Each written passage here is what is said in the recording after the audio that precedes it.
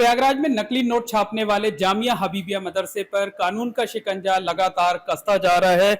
अब इस मामले में एक नया और चौंकाने वाला खुलासा हुआ है, जिसमें ये जानकारी मिली है कि मदरसे का जो कार्यवाहक प्रिंसिपल था, उसके कमरे से आपत्तिजनक किताब मिली थी, जिस किताब में राष्ट्रीय स्वयंसेवक संघ को लेकर आपत्तिजनक बातें की गई थी। उस किताब में आरएसएस को देश का सबसे बड़ा आतंकवादी संगठन बताया गया था। ये जानकारी सामने आने के बाद एजेंसियां एक बार फिर से मदरसे पर पहुंचने लगी हैं। इस वक्त आप देख सकते हैं कि इंटेलिजेंस के लोग मदरसे में पहुंचे हैं, यहाँ जानकारी जुटा रहे हैं, यहाँ पड़ताल की जा रही है। मदरसे से जुड़े हुए लोगों से तमाम डॉक्यूमेंट्स मांगे जा रहे हैं।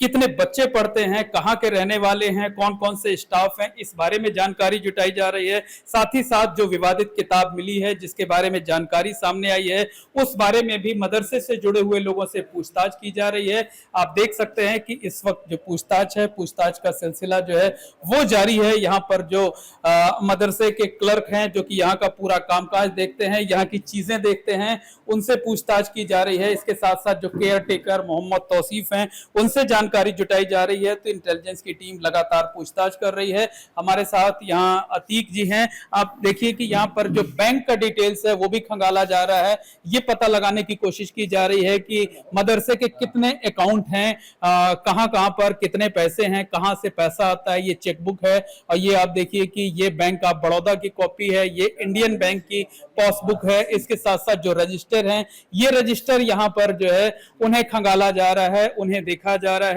आपसे ये जानना चाहेंगे कि अभी एक जानकारी सामने आई है कि यहाँ से कुछ विवादित किताब मिली है, जिसमें राष्ट्रीय स्वयंसेवक संघ को लेकर बेहद आपत्तिजनक बातें कही गई हैं। क्या कहना है आपका? देखिए, हम लोगों को ना नोट के बारे में इल्म था और न इसके बारे में कोई इल्म है। ऊपर कोई जाता ही नहीं तो कैसे पता चलो। यहाँ कुछ ये मदरसे के अंदर ऐसा कुछ नहीं है कि यहाँ पढ़ाई जाती हो, सब गलत बात है। कभी ऐसी कोई साहित्य आया ही नहीं हम लोगों के सामने।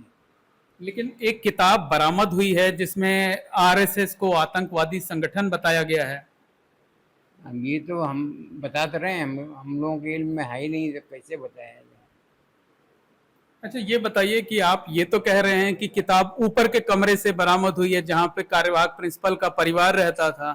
क्या ये किताब बच्चों को पढ़ाई जाती थी? बच्चों के का ब्रेन वॉश किया जाता था? नहीं, ऐसा कुछ नहीं। तो बच्चों को फिर क्या तालीम दी जाती थी, क्या पढ़ाया जाता था? बच्चों को दीनी तालीम बहुत, इतना पढ़ाएंगे जिंदगी भर खत्म हो जाएगी, इतना पढ़ाई है। अच्छा जी, मतलब बच्चों को कोई विवादित चीज नहीं पढ़ाई नहीं, जाती? कुछ नहीं, ऐसा कुछ नहीं।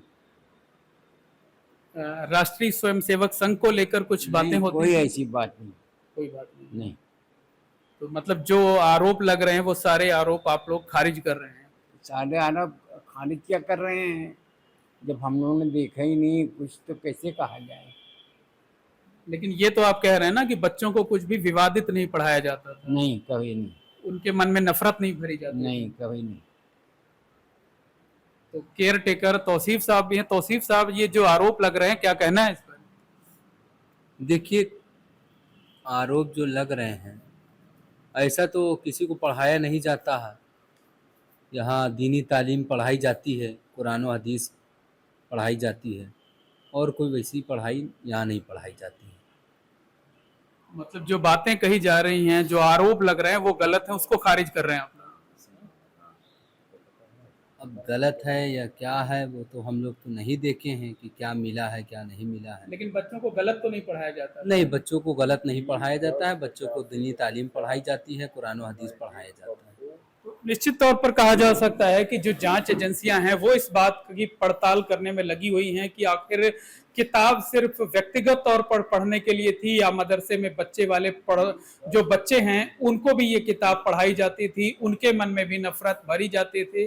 बहरहाल ये जांच का विषय है। एक तरफ जहां किताब बरामद हुई है, इससे किसी को इनकार नहीं है। सूत्र ये दावा कर रहे हैं कि ये किताब बच्चों को भी पढ़ाई जाती थी, लेकिन मदरसे से जुड़े हुए जो लोग हैं वो इन आरोपों को खारिज कर रहे हैं। उनका साफ तौर पर कहना है कि बच्चों को कोई विवादित तालीम नहीं दी जाती थी, उन्हें सिर्फ दीनी तालीम दी जाती थी। Mohammad Moin, ABP network, Prayagraj. For exclusive and insightful videos, subscribe to our new channel ABP Live Premium.